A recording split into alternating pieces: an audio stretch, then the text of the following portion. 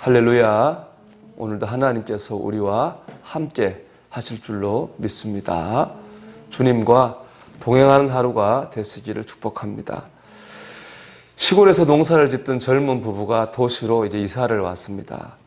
보니까는 모든 것을 그전에는 다 재배해서 이렇게 먹었는데 도시 와 보니까 과일이나 야채 같은 그런 생활 필수품 가격이 너무 비싼 거예요. 산지하고 차이가 너무 많이 납니다.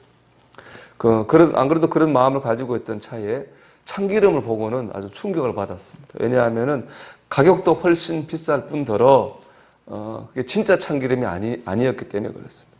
그냥 참깨묵에다가 다른 기름 부어놓고 짜낸 가짜 참기름을 비싼 가격에 팔고 있었기 때문에 그렇습니다. 부부는 고민하다 고향으로 달려가서 진짜 참기름, 진짜 참깨로 된 참기름을 사와서 팔기 시작했어요. 그런데 놀라운 일이 일어났습니다. 부부가 가져온 진짜 참기름을 사람들이 안 사가는 거예요.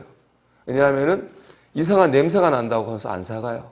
알고 봤더니 너무 오랫동안에 가짜 참기름을 먹어가지고 그 가짜 참기름에 길이 들었습니다. 그래서 오히려 진짜 참기름을 알아보지 못하는 그런 상황이 된 것이죠. 진짜가 가짜가 되고 가짜가 진짜가 되는 기막힌 일이 일어났습니다. 세상이 이렇습니다. 세상은 진짜와 가짜가 혼동되는 참 기막힌 곳입니다. 오늘 본문의 말씀 배경이 바로 이런 기막힌 일이 일어나는 기막힌 세상입니다. 바벨론에 사는 가짜 선지자 스마야가 예루살렘에 사는 제사장들과 백성들에게 편지를 합니다. 가짜 선지자인 예레미야를 처벌하라는 것입니다. 그 편지의 내용은 틀렸죠. 사실이 아니죠. 예레미야는 진짜 선지자입니다. 그 편지를 쓴 스마야가 사실은 가짜 선지자죠.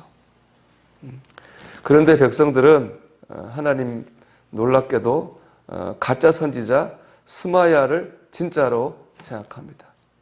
그들이 듣고 싶은 말을 스마야가 해주었기 때문에 그렇습니다. 여론이 참 무섭습니다. 사람들이 스마야의 말에 휩쓸리고 동조하니까 진짜 선지자 예레미야는 졸지에 미친 사람, 거짓 선지자가 되었습니다. 가짜가 진짜가 되고 진짜는 천덕꾸러기가 되는 그런 일이 그 당시 이스라엘에서 일어났습니다. 여론이 참 이렇습니다. 사람을 졸지에 가짜를 진짜로 만들기도 하고 진짜를 가짜로 만들기도 하고 사람을 바보로 만들기도 하고 세상의 여론이 이렇습니다. 그런데 여론처럼 또 잘 변하는 것도 없습니다. 예수님께서 예루살렘에 들어오실 때 사람들은 예수님을 다 구원자와 왕으로 맞이했습니다. 그래서 종려나무 가지를 흔들고 호산나 다윗 자손으로 오시는 이여 하면서 예수님을 열광적으로 환영했거든요.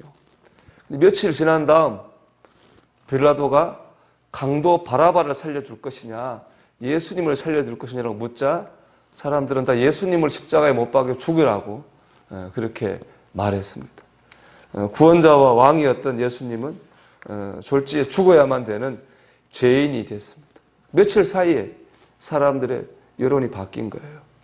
이처럼 사람들의 여론은 자기 원하는 바를 따라 그때그때 변하기도 합니다. 우리가 사람들의 말과 행동에 어떻게 신경 쓰지 않을 수 있겠습니까?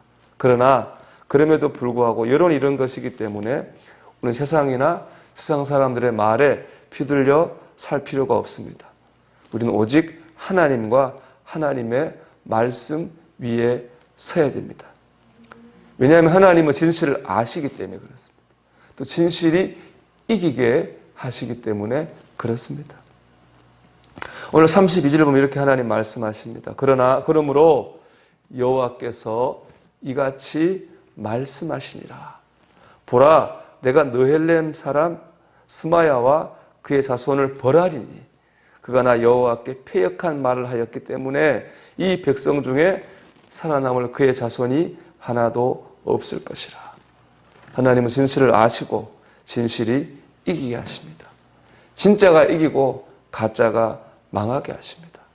그렇기 때문에 우리는 하나님을 굳게 믿고 흔들리지 말아야 되겠습니다. 세상 사람들의 말과 평가에 휩쓸리지 말고 하나님의 말씀을 붙들어야 되겠습니다. 세상 사람들이 뭐라고 해도 우리는 하나님이 사랑하는 하나님의 자녀입니다. 구원받은 하나님의 백성입니다. 배 높은 아버지가 누군지 모르는 사생아로 태어났습니다. 거기다가 아주 체구가 작았어요. 그래서 사람들에게 늘 놀림을 받고 조롱을 받고 요즘 말로 하면은 왕따를 당했어요. 그런데 그가 그렇게 이제 살다 12살이 되었는데 그 마을 교회에 젊은 목사님이 오셨습니다. 그 목사님의 소문을 듣고 베누포는 교회에 한번 나가보고 싶은 그런 마음이 들었습니다. 그래서 교회에 나갔습니다. 말씀이 참 좋았어요. 하지만은 그래서 참 교회를 나갔습니다. 하지만 사람들의 시선이 여전히 두려워가지고 사람들과 부딪히기 싫어서 축도하기 전에 교회를 빠져나갔어요. 그렇게 신앙생활하던 어느 날은 그날은 목사님의 설교에 너무 은혜를 받아가지고 축도하기 전에 빠져나가는 걸 잊어먹고 넋을 놓고 앉아있게 됐어요.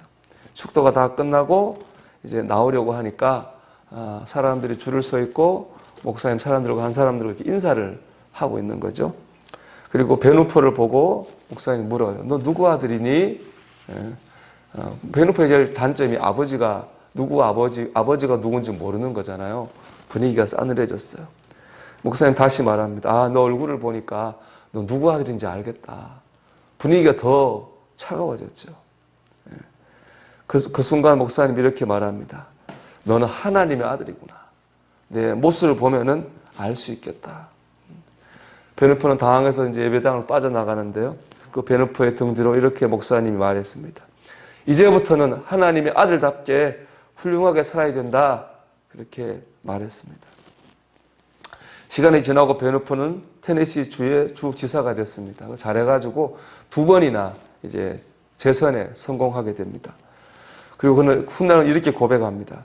그날 젊은 목사님을 만나서 내가 하나님의 아들이라는 말을 듣던 그날이 바로 테네시주의 주지사가 태어난 날이었습니다.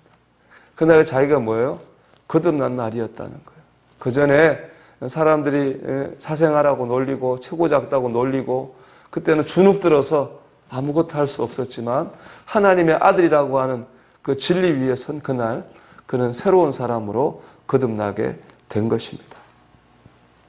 여러분, 세상은 진짜를 가짜로 만들기도 하고 가짜를 진짜로 변화시키기도 합니다. 혼란스러운 곳이죠. 하지만 하나님은 진짜를 아시고 진짜를 이기게 하시는 분입니다.